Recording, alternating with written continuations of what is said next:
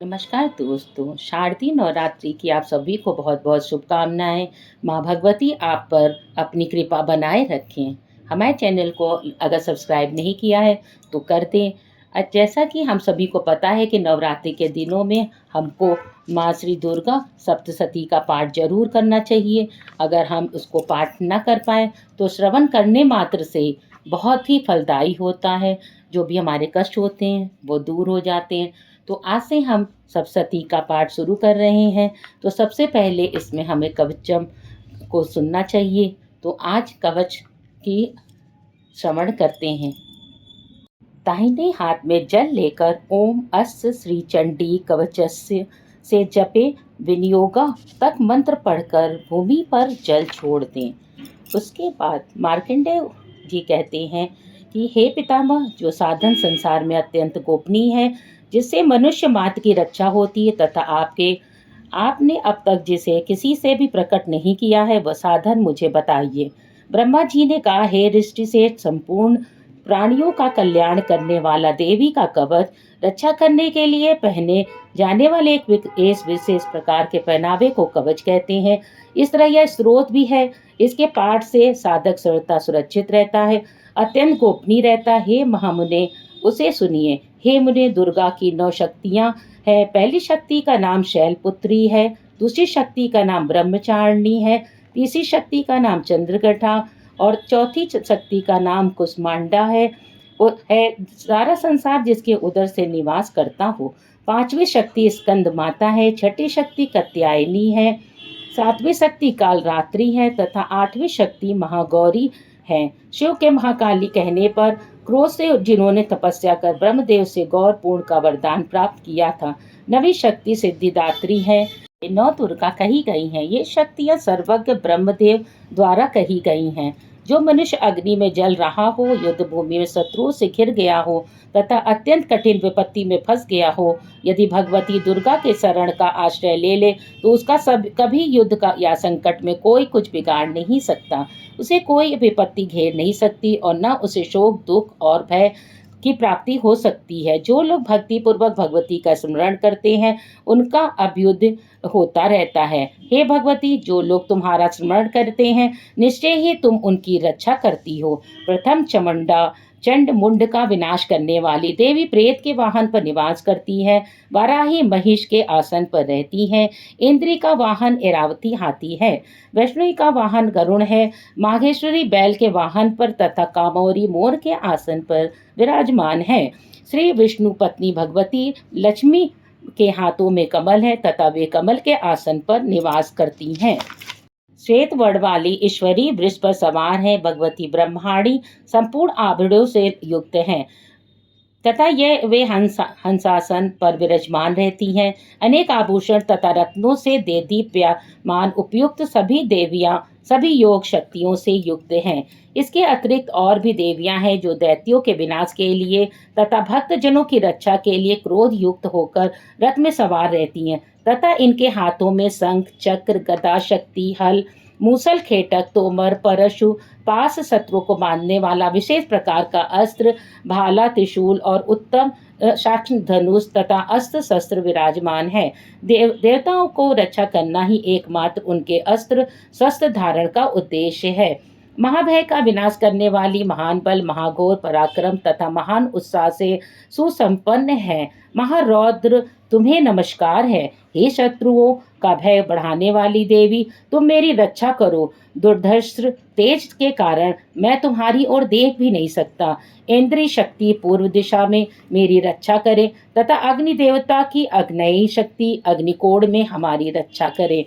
वाराही शक्ति दक्षिणा दिशा में, खड्ग धारणी नेत्रण कोण में, वारुणी शक्ति पश्चिम दिशा में तथा मृग के ऊपर सवार रहने वाली शक्ति वायव्य कोण में हमारी रक्षा करें। भगवान कार्तिकेय की शक्ति कौमारी उत्तर दिशा में, शूल धारण करने वाली ईश्वरी शक्ति ईशान कोण में, ब्रह्माणी ऊपर तथा वैष्णवी शक्ति नीचे हमारी रक्षा करें। इस प्रकार शव के ऊपर विराजमान चामुंडा देवी 10 दिशाओं में हमारी रक्षा करें। आगे जय पीछे विजया हमारी रक्षा करें। बाएं भाग में अजिता, दाहिने भाग में अपराजिता, शिखा में उद्योतनी तथा सिर में उमा नियम पूर्वक हमारी रक्षा करें।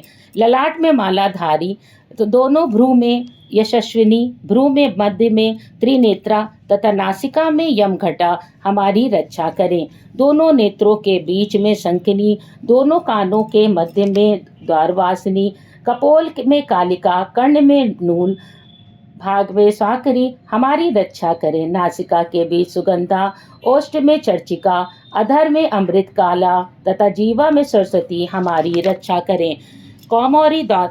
कौमारी दांतों की चंडिका, कंठ प्रदेश की चित्रघटा, गले की तथा महामाया तालु की रक्षा करें। कामाक्षी ठोड़ी की, सर्वमंगला वाणी की, भद्रकाली ग्रीवा की तथा धनुष को धारण करने वाली देवी ऋण प्रदेश की रक्षा करें। कंठ के बाहर नीलग्रीवा तथा कंठ की नली में नलकुबरी, दोनों कंधों की खडगनी में वज्र को धारण करने वाली देवी दोनों बाहों की रक्षा करे। दोनों हाथों में दंड को धारण करने वाली दंडनी तथा अंबिका उंगलियों में हमारी रक्षा करें। सुलेश्वरी नखों की तथा कुलेश्वरी कुश प्रदेश में स्थित होकर हमारी रक्षा करे। महादेवी दोनों स्तनों की शोक को नाश करने वाली शोक विनाशिनी मन की रक्षा करें। ललिता देवी हृदय में तथा त्रिशूल धारणी उदर प्रदेश में स्थित होकर हमारी रक्षा करें। नाभि में कामनी और गुहभाग में गुहेश्वरी हमारी रक्षा करें। कामिका तथा पूतना लिंग की तथा महिष वाहिनी गुदा में हमारी रक्षा करें। भगवती कटि प्रदेश में तथा विद्धवासिनी घुटनों की रक्षा करें। संपूर्ण कामनाओं को प्रदान करने वाली महाबला जंघा की रक्षा करें। नरसिंगी दोनों पैरों के घुटियों की तेजस्वी देवी, दोनों पैरों के पिछले भाग की श्रीदेवी, पैर के उंगलियों की तलवासनी, पैर के निचले भाग तलुओं की रक्षा करें। दृष्ट कराली नखों की, ऊर्ध्वकेशनी देवी केशों की, कौबरी रोमावली के छिद्रों में तथा बागेश्वरी त्वचा में हमारी रक्षा करे। पार्वती देवी रक्त, मज्जा, वसा, मांस, हड्डी, मैदे की रक्षा करें।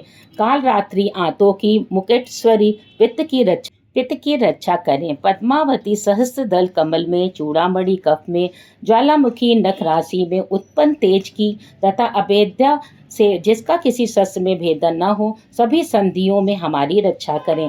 ब्रह्माणी शुक्र की, छतेश्वरी छाया की, धर्म को धारण करने वाली देवी हमारे अहंकार, मन तथा बुद्धि की रक्षा करें।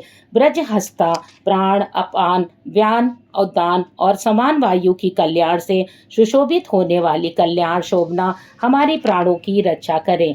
रस, रूप, गंध, शब्द, स्पर्श रूप विषयों का अनुभव करते समय योगिनी तथा हमारे सत्व, रज एवं तमोगुणों की रक्षा नारायणी देवी करें। वाराही आयु की, वैष्णवी धर्म की, चक्रिणी यश, कीर्ति, लक्ष्मी, धन तथा विद्या की रक्षा करें।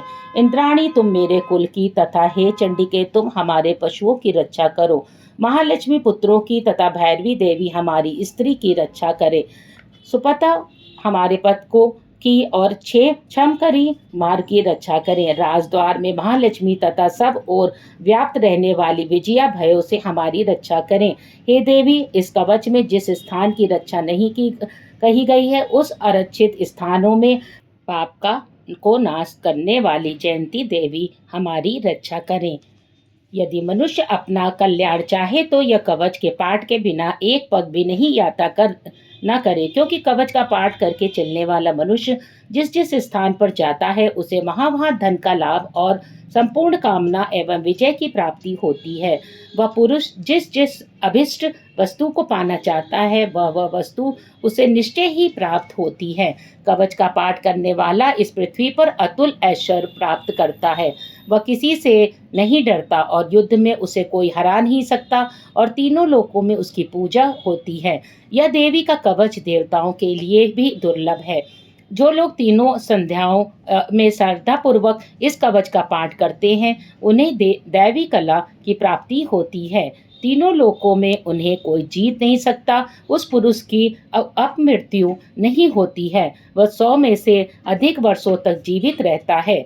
इस कवच का पाठ करने से लूता, विस्फोटक, चेचक आदि सभी रोग नष्ट हो जाते हैं।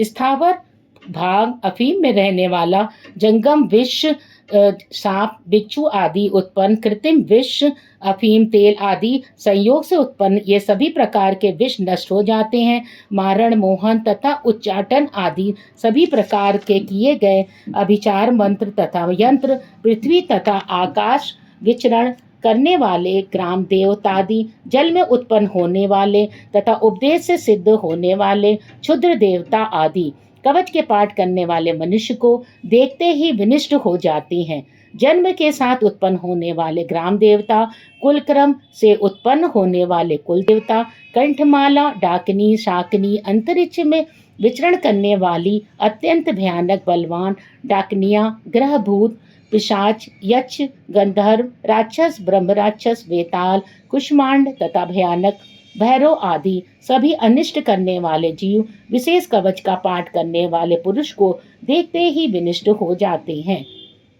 कवचधारी पुरुष का राजा के द्वारा सम्मान की प्राप्ति होती है। यह कवच मनुष्य के तेज की वृद्धि करने वाला है। कवच का पाठ करने वाला पुरुष इस पृथ्वी को अपनी कीर्ति से सुशोभित करता है और अपनी कीर्ति के साथ यह नित्य अभुद्र को प्राप्त करता है।